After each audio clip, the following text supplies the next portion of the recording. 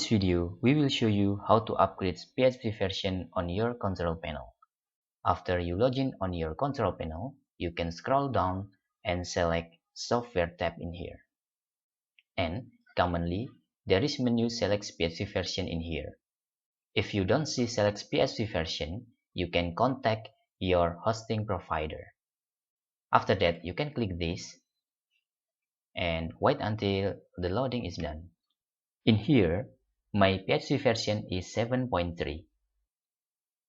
Let's upgrade in the newer version if there is version in here.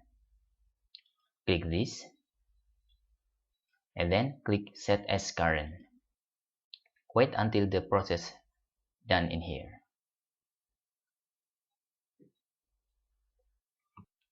Now, your PHP version is upgraded into 7.4.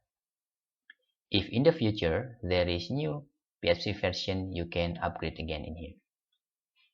And hope this video helpful. That's all.